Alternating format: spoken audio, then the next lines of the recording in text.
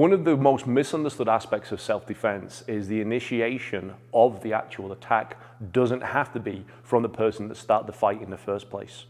In this week's reality check, we're going to look at a guy that takes the initiative, ends up definitely coming out on top. And we're going to see what lessons we can extract from this and how we can fold them into your own practice. Let's take a look at this week's reality check.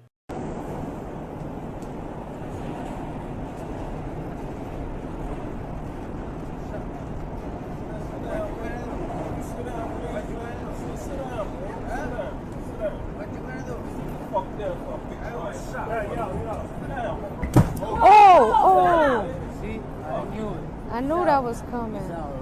Oh, there's all over.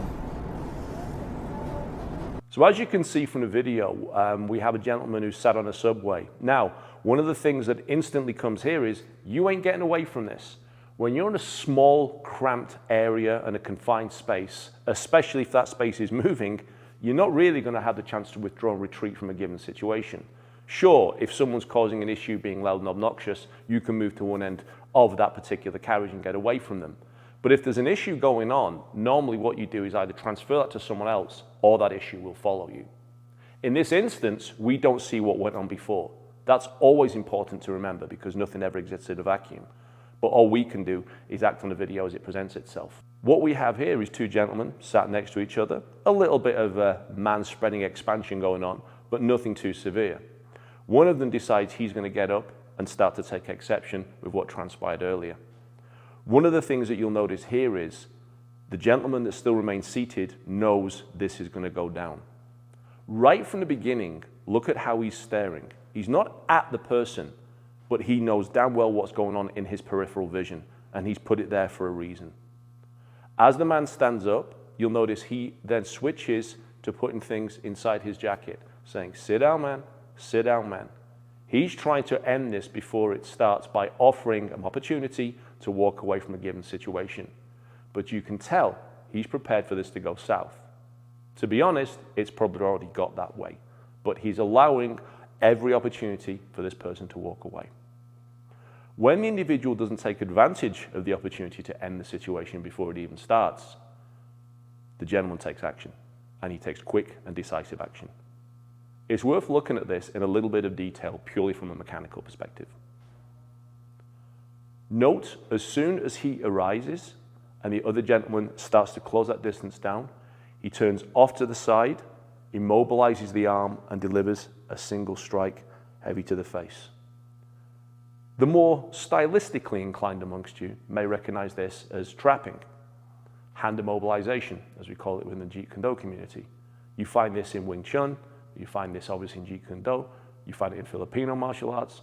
Pretty much every martial art has a variation of keeping one hand out of the way and putting a shot over the top. But let's look at what it really is. Hold the hand, clean shot, and it works. When you talk about things like trapping, it's a very spectacular art to look at. You see the demos, you see the techniques, but you very often don't see it manifested in reality. Unfortunately, the drilling that people do behind these kind of techniques doesn't allow it to manifest itself in reality. But when you know what you're doing and you make that decision to go, this is what trapping looks like. How many of you watching this video consider that a bit of an overreaction? Be honest with me now. First watching, what are your thoughts? Now, some of you probably picked up on where I'm going to go next. If you did, good on you. If you didn't, no harm, no foul. This is one of the beauties of these reality checks. It's one of the beauties of being able to watch videos over and over and over again. How many of you saw the scissors?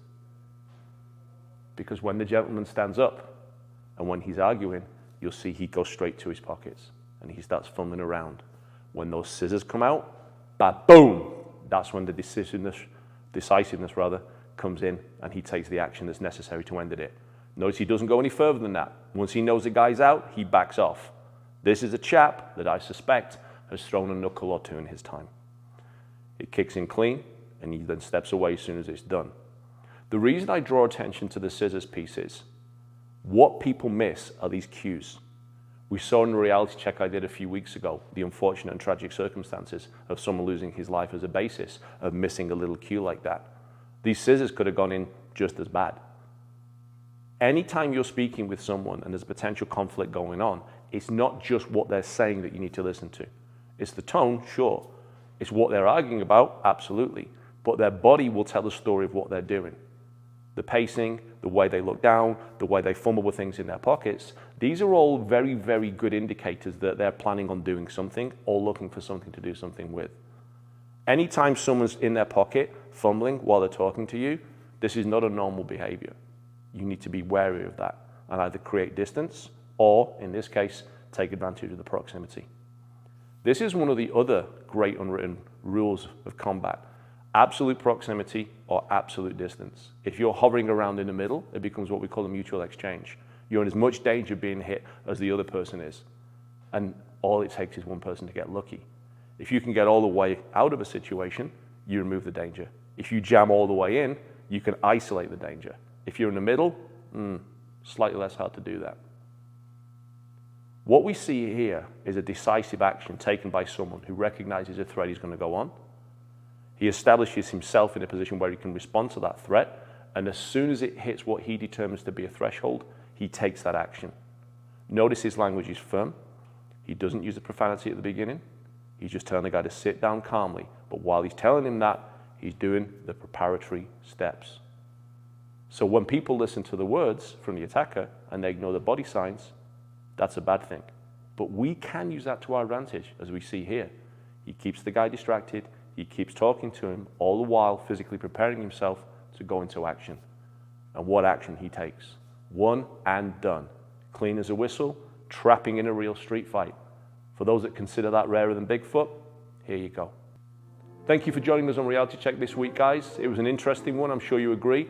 There's so much more you can always get from these videos. Please feel free to pass on any observations you've seen, any comments, any concerns. Please share them in the comments. We do enjoy reading them and we do enjoy conversing with you. Big thank you to the Budo Brothers again for filming and sponsoring this. I urge you to go to their website, budobrothers.com. They have got some lovely new stuff coming out. And once again, I draw your attention to their wonderful padded sticks. Great for training with, great for sparring with, and just fun for hitting your friends, family, relatives with in a nice combative setting where you want to get good without hurting them too much. As always, I can be found on Instagram at HavocHound. I can be found on Twitter at AftermathMatic, and of course on Facebook at Aftermath, the fight after the fight. Links are all in the video below. Thank you for joining us, guys. We'll see you next time.